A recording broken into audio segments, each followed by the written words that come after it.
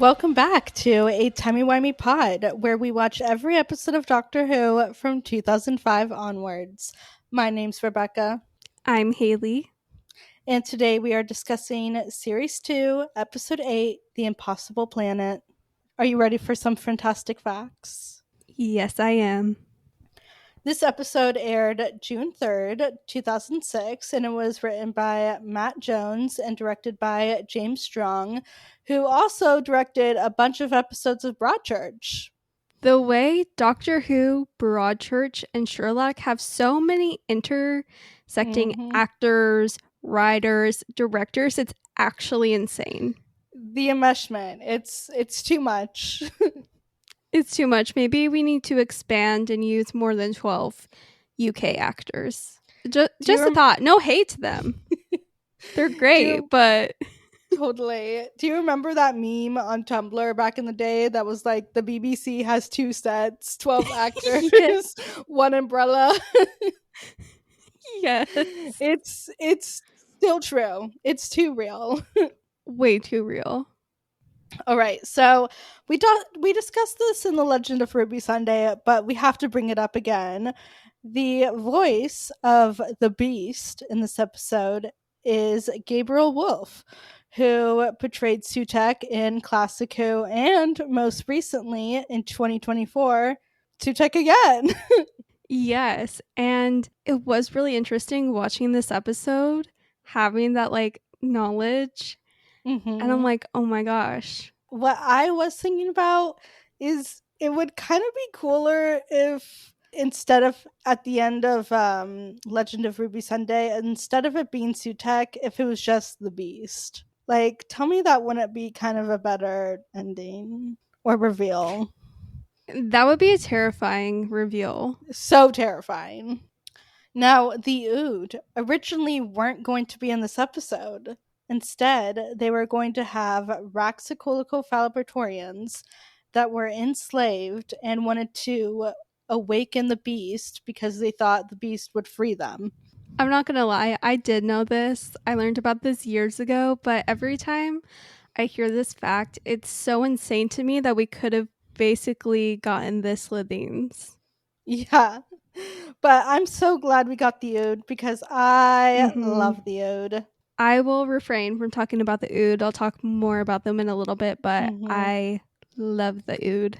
And then my last fantastic fact is just that RTD intentionally kept the name of the Ood simple because he was getting too much grief for choosing complicated names like Raxacolicophalopatorians. You know what? Sometimes simple is just as cool as really complicated, like Raxacolicophalopatorians. Agreed. All right, let's get into it. Okay, so me and you, for a very long time, had very differing opinions and thoughts on these episodes. So, do you want to share your side and your opinion on these episodes?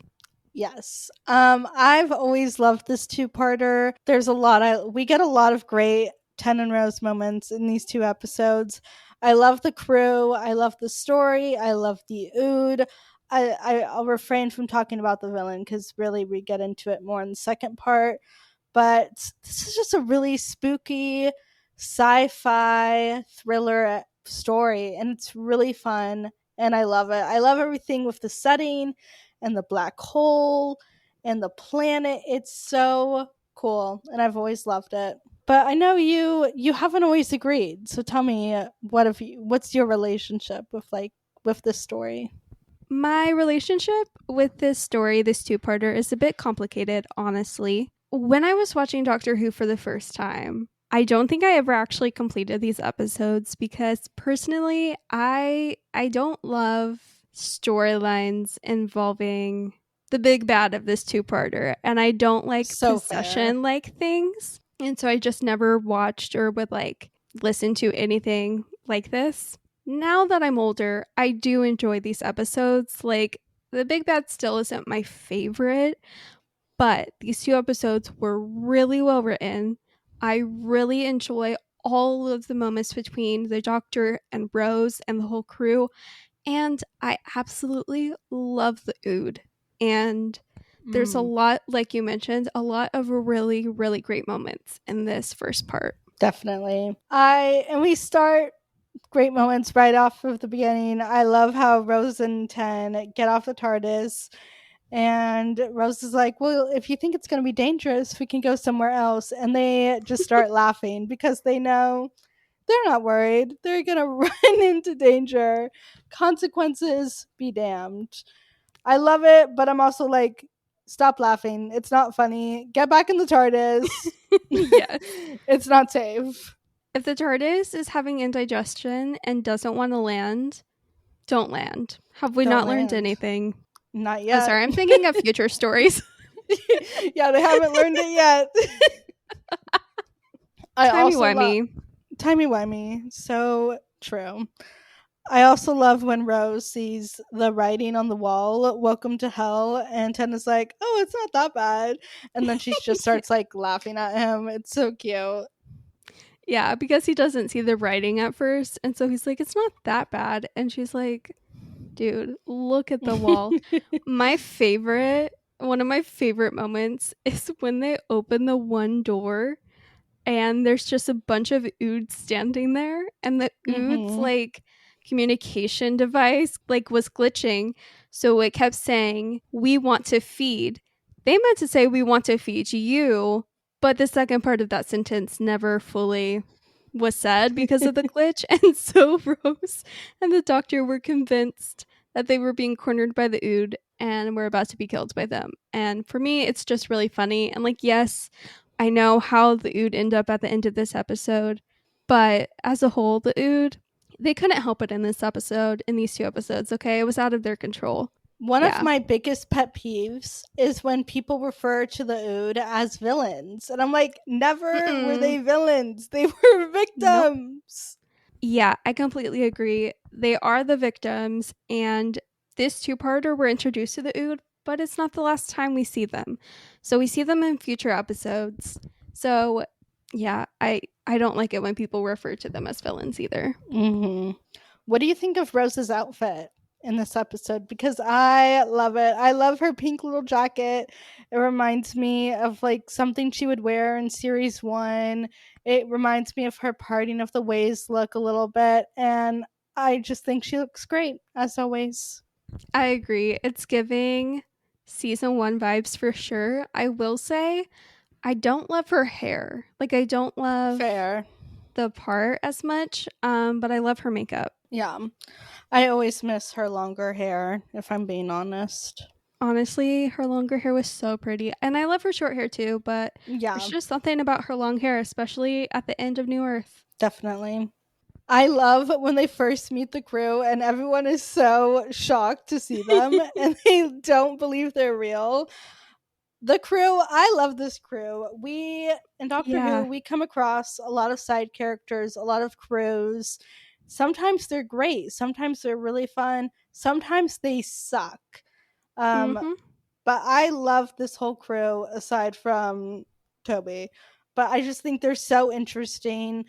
I love how the Doctor is just like, I just love how his passion for humans and how I love that moment when he gives Jefferson a hug just because he's like, human beings are amazing. Of course, you're going to come out all this way to this dangerous black hole because you don't understand it and you want to investigate. And it's just such a good moment. I love it so much. I agree with you. I love that moment as well. And I equally love the moment immediately after he says all of this, where he's like, okay, guys, now pack your bags and go home. You're completely mad. Yeah, like, this isn't the place for you or for us. Like, let's go home. I just love this concept so much that they're on this planet that's like in orbit of this black hole and they should be dead. Yeah. They should be gone, but they're not. I just think it's so fascinating, and the setting and concept of the story is just so cool. I completely agree. You know what I noticed though? We never find out why it says "Welcome to Hell" on the wall. Like, we never find out who wrote that, and they never ask, and no one ever mentions it ever again. That's actually a really great point. Yeah. So now that's gonna bug me forever. Well, didn't they say that Toby like put the writing on the wall that he I had don't think discovered? so. I don't, unless I missed it, but I don't think so. Interesting.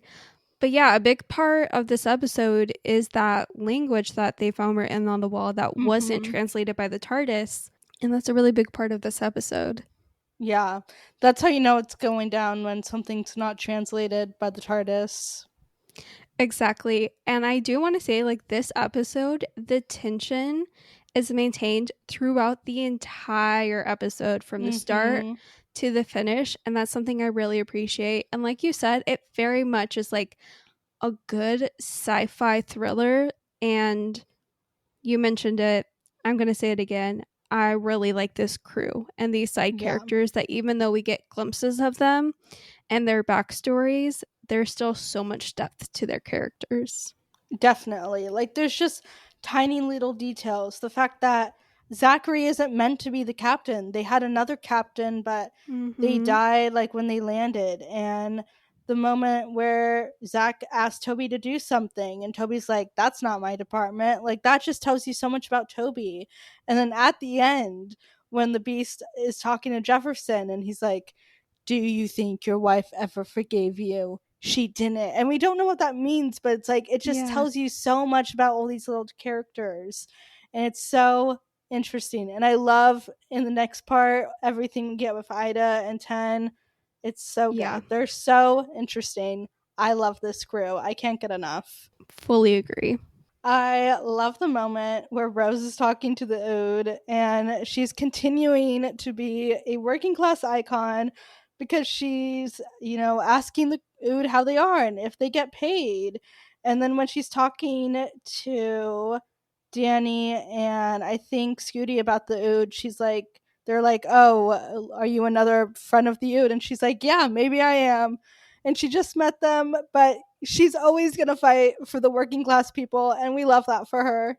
I love that for her. And also, she asks the Ood point blank. She's like, "Do you like being ordered about?" And the Ood responds by saying, "It is all we crave, and we have nothing else in life." And Rose's response to that is like, "Yeah, well, I used to think like that too a long time ago." And I feel like that's just such a testament to her character arc Hmm. and how traveling with the doctor has changed her, has changed her outlook, not just for herself, but for everyone else. And just like she's always cared, but I love that she asks the Ood and like shows them, or not shows them, but tells them, like, "Hey, I used to think that way too. That doesn't make it right." No, I love that too. It's such a great moment for her character. And you're right, it really does just show how much her life has been changed and how far she's come, and how she really used to think she had nothing, just work and chips. And now she has this whole life, and it just makes everything to come all the sadder. Another scene that I really love is when Tin is just really perplexed. He's trying to figure out how this impossible planet is there and they're on it and how it's not Hmm. being like pulled into the black hole. And he's so perplexed. And Rose is sitting right next to him. And she's like genuinely enthused, like having a grand old time. And he's just so perplexed. And he figures out like the math behind this black hole thing. And the captain is like, "It took us 2 years to figure that out." And Tin just responds, "I'm very good." And it's such a Tin thing to say, but Hmm. I just love everything about that scene. No, it's so good. We need to talk about how they lose the TARDIS in this episode. This is something that happens a lot, so sometimes it's Yeah. like, okay, but this, I feel like this is one of the first times, if not, yeah, it's one of the first times they do this trope where the TARDIS is gone, it's gone forever. But I really love the conversations that Rose and Ten have out of this moment. I completely agree. Something I read in a review that I just have to bring up, and at the end, if I can find this review, I'll credit the right person. Um, I think it was on IMDb, but they mentioned, why didn't the doctor use the whole key thing like he did back in Father's Day? Oh, I think it was just because in Father's Day, the TARDIS, like, the dimension of the TARDIS, like, disappeared. And so he was Mm-hmm. bringing it back. But in this episode, the TARDIS itself is just, like, fallen somewhere. So I think in Father's Day, they Fair. used that to, like, bring back the power and the dimension that is the TARDIS, but it wouldn't have worked in this case. But fair argument, fair point. That's fair. Another big part of this episode is that the reason the crew are there is because there's this basically supernatural power source. They don't know what it is, but basically it is enough to fuel a war, it's enough to fuel an empire. Like, there's a lot of power that could come for this. And because of that, they are drilling down basically to the bottom of this planet. Mm-hmm. I love all the horror elements we get throughout this episode, like the beast Yeah. whispering to Toby, and then there's a moment, or when the ooze short circuits. I love the moment when it's talking to Rose. I forget what it says, but that's really funny. And then later, there's a moment where we actually see the beast like on the screens for just like a brief Yeah. second. And yeah, all those little elements really just bring the episode to life even more. Absolutely. And the set design in this episode, I really like. Mm-hmm. Me too. I always forget though, like in my mind, they're like on a spaceship, but no, I forget they're like on a base, on a planet. Yeah. I kind of forgot that too. Yeah. So if we said spaceship at any point, forgive us. We don't mean it. After, they discover the TARDIS is gone, Rose and Ten are just kind of sitting there together having a Mm-hmm. moment. Ten is like, I've trapped you here. And Rose is like, no, don't worry about me. And then an earth, like a quake hits, it shakes. And then she's like, actually, okay, we're on a planet that shouldn't exist underneath a black hole and no way out. So actually, yeah, I've changed my mind. And it's just really funny. It is. And I love how he pulls her into a hug after that and is just Yeah. holding her while looking up at the black hole. That's a really great moment. I love their conversation later on where they're talking about if they don't have the TARDIS, they're going to have to settle down on some random planet wherever the crew takes them. And I love Rose teasing Ten about you have to get a mortgage. So funny. Ten is so dramatic, talking about how imagine me in a house. Such a great moment. And his response to the mortgage comment from Rose is like, I'm dying already. No, that's it. I'm done.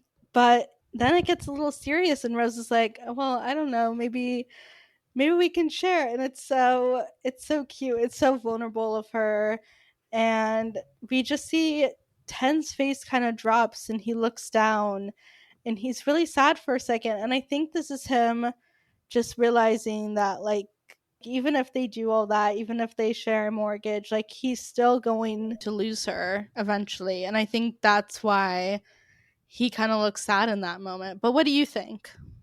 I was going to ask you because I never know what to make of this because each time I watch this, I feel differently. Sometimes I'm Mm-hmm. like, he's just scared of like making the leap. Like it's so hard because he loves Rose so deeply.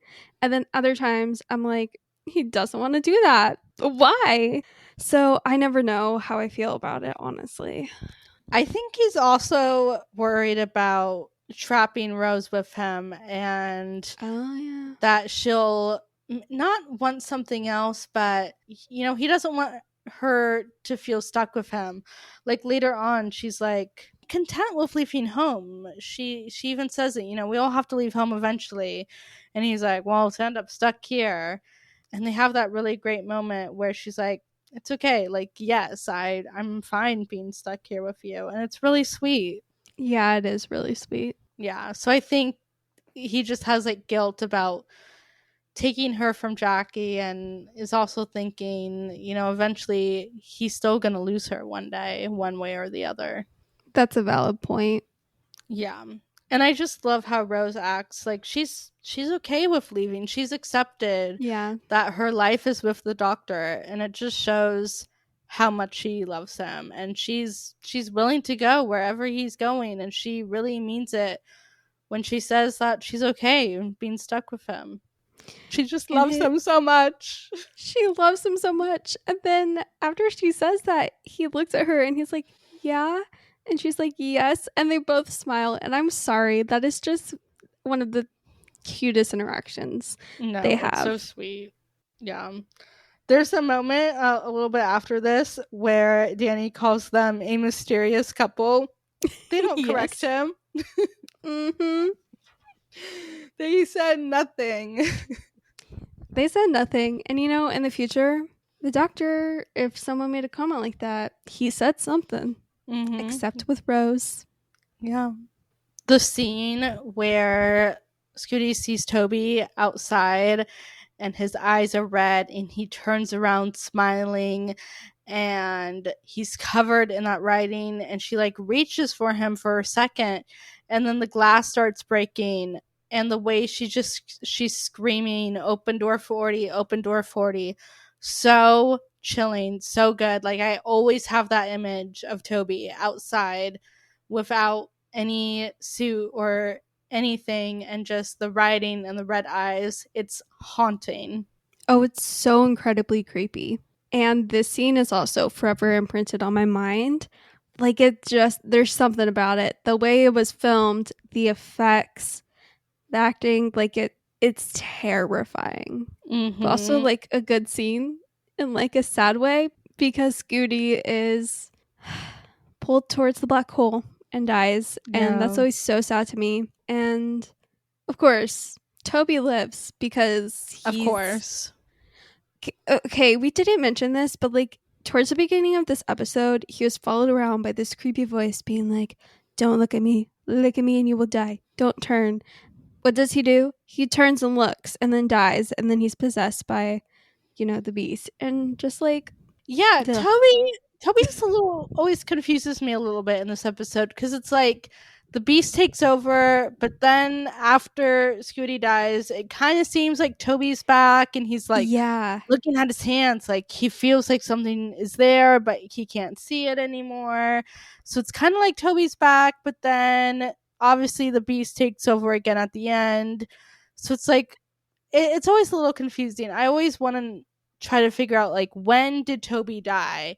When is the Toby gone forever and when does the beast take over? And I never quite figure it out. My theory is that based on the next to nothing information we know about Toby is that there was always some sort of darkness or something that made it easier for the beast to take over him versus the rest of the crew. Yeah, I agree with you. It confuses me as well, especially because it seems that like once he's back inside after the whole Scooty incident, it's like he doesn't even remember like everything that happened. But then at the end of this episode, when everything's going down, you can tell like he's possessed again. So like I don't know how it works exactly. Yeah, but nonetheless, it's not something that takes me out of the episode. Me either. It still works really well and still really creepy. In this episode, we get the debut of the iconic orange spacesuit. Yes, we do. And a fact about Doctor Who that is canon, it's proven true time and time again. Where there is an orange spacesuit, things are going to go down. Mm-hmm. It's never a good thing. Oh my gosh. We need Ncuti Gatwa in the orange spacesuit immediately. You don't understand. He would look the best any doctor's ever looked in an orange spacesuit, including David Tennant. He would eat them all up. It wouldn't even be a competition. No, there wouldn't. That man, we already know, looks great in orange. Yeah. Oh, completely. So, Russell, please make it possible. Make it happen. Season 2. If it's not there, I'm going to be upset. Me too. I love when 10 volunteers to go down into the planet Mm-hmm. with Ida, and Jefferson is like, I don't even know you. And Ten is like, yeah, but you trust me. Like, such a great line. It's so 10th Doctor, and it's like, it's true. Like, he does trust him, even though maybe he shouldn't. Yeah. He just met him, but it just sums up the Doctor really well. Especially the 10th Doctor, I feel. Definitely. And then Rose and Ten say goodbye. The image of her kissing his helmet is so cute. It's so iconic. It's used in every edit, and I eat it up every single time. That scene is forever imprinted on my mind. Later, over the comms, when she's telling them to breathe, and she's like, don't forget to breathe. Breathing is good. It reminds me of the series 10 episode Oxygen. I don't know why. I was just like, oh my gosh, throwback, forward. Yeah, I don't know. That's so funny. I didn't even think about that. Yeah, I do love though, after she says all that on the comms, the captain is like, Rose, get off the comms. And she's like, not a chance. And you can tell not a she's just chance. worried about 10 and cares for him and she's scared. And because, like, by this point, that's right, because they had their, we didn't mention this, but they had their chat about the mortgage, you know, and Rose, while chatting to 10 in that scene, was like, I'm out of cell phone range. Like, I can't even call my mom. And then after this scene, she gets a phone call and it says, is it the beast is alive or He is awake or something like that. he One is of the awake? creepy Something like that. sayings. There's many creepy sayings in this episode. hmm And then they dash and find out about the Ood. There's something up with them.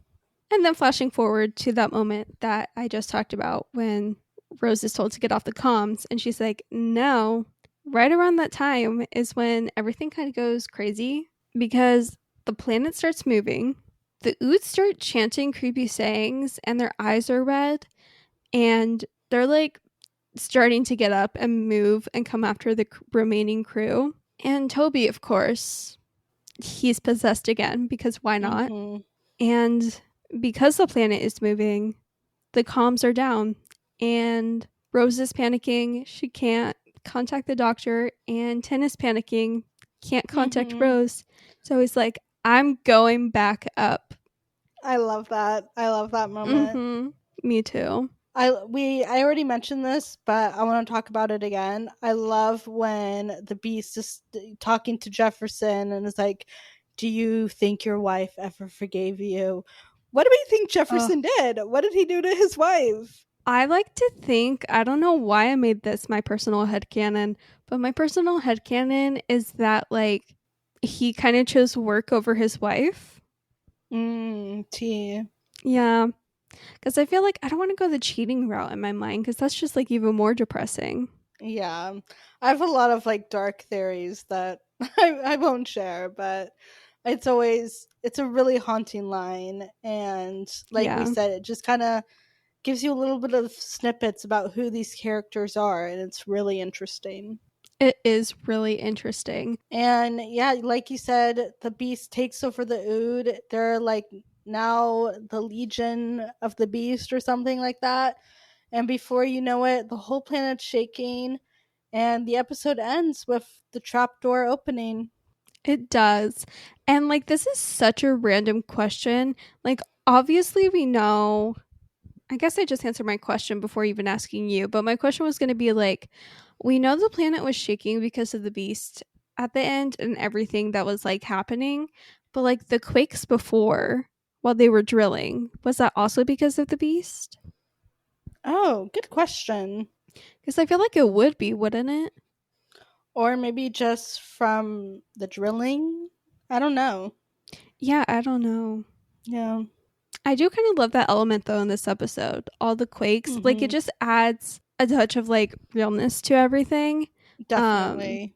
and like just builds it out. And I do really, like I said at the beginning of this episode, I've had my qualms and problems with like the big bad of these two episodes, but like talking about how these episodes are written, I really don't have that much criticism, at least in this episode, to share. Like, I think it Yeah, was done really well. You're on the edge of your seat the entire time. If you like told me this wasn't Doctor Who and this was just like a random sci-fi movie, oh, I would fully believe you. totally. Yeah, like this episode has a lot of setup, but it's setup that's really interesting and keeps you engaged. Like we're meeting the crew, we're, slowly seeing the beast take over the Ood and Toby, and we're getting introduced to the setting and the world, and everything hits the fan next episode. But this is all really interesting. I really can't find a problem that I have with this first part. I completely agree with you. And so much of it truly is just like all of the characters, their depth, and of course, the Doctor and Rose. Do we have any reviews from the past? Yes, we do. And they are both from IMDb. And I didn't find a whole ton of reviews on just this episode. A lot of the reviews I was finding on other websites were for both parts. And I kind of wanted, this episode to have its own moment with reviews. Mm-hmm. So this first review is by the user Sarah Lou Hardy, and she wrote on June 5th, 2006, that this has got to be one of the best episodes of Doctor Who that I've seen since it came back last year. There's a brilliant mix of amusement, fear, and tenderness all mixed up, which equals one amazing episode. The Ood were brilliantly designed, and I'm pretty sure there's going to be a lot of Ood jokes in the next few weeks. I myself am guilty of that already. I particularly liked the way that we saw a different perspective of Rose's and the Doctor's relationship. And the ending, well, it's the first time I have ever hidden behind a cushion. I cannot wait until next week's episode to find out how they get out of this mess. The U jokes never get old. They never do. And we've mentioned it, like, I feel like so many times already, but we really love the Ood. Mm-hmm. In my personal opinion, the Ood, probably one of my favorite Doctor Who character alien creations ever. Yeah, they're really cool. I also always love the design. It's really unique and interesting. Yeah, definitely. This next review is from August 15th, 2015 by the user Sleepin_Dragon. And they said this was a really brilliant opener to the two-parter. And going down a little bit in their review, they also say, the effects in The Impossible Planet and Satan Pit, which is the next episode, are outstanding.